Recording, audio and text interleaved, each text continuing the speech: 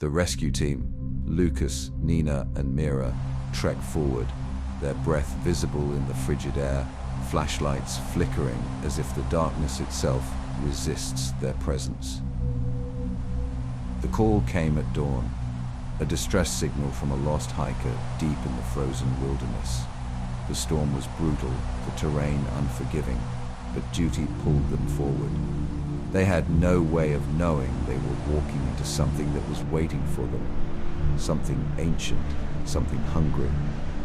They stumble upon an abandoned campsite, tents shredded as if by unseen claws. The snow is undisturbed, no footprints, no struggle. Mira kneels beside a tattered notebook, pages stiff with frost. The notebook was filled with desperate scribbles, repeating the same phrase again and again. It sees, it sees, it sees. The wind howls louder, almost laughing. Lucas walks at the rear of the group, muttering under his breath. He pauses, glancing over his shoulder, sensing movement in the corner of his eye. A shadow shifts between the trees. He turns back to the team, but they are gone. The world is silent, suffocating. One moment he was there, the next he was gone, swallowed by the storm.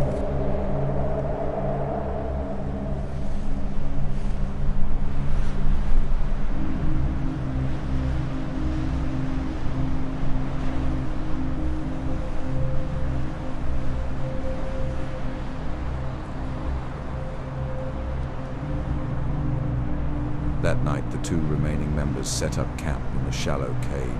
The fire barely flickers against the oppressive darkness.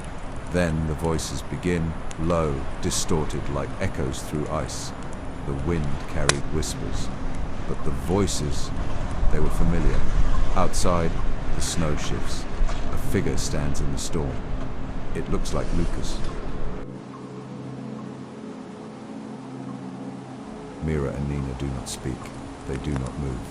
The fire crackles and the wind continues to whisper.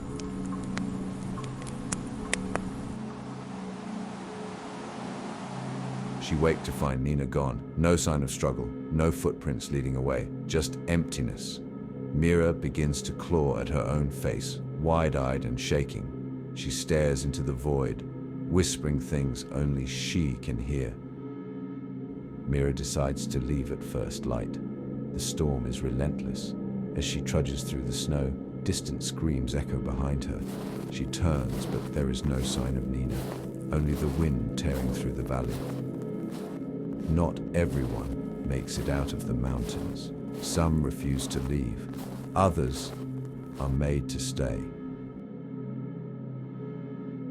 The storm grows stronger. Mira walks in circles, her footprints vanishing seconds after she makes them. Hours pass, days. Her supplies dwindle and exhaustion sets in.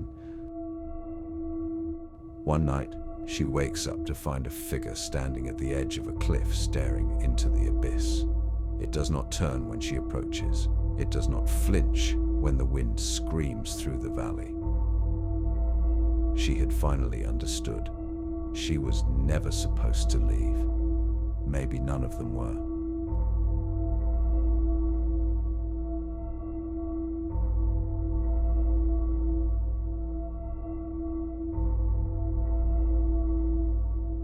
Mira is alone. The wind whispers her name. Footsteps crunch behind her, but when she turns, there's nothing.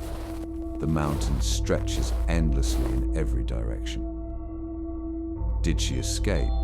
Did she ever exist at all? The mountain remembers every soul it takes, and sometimes, when the storm is just right, it lets them walk again. Mira stares at the swirling white void. She sees figures emerging from the storm. Lucas and Nina.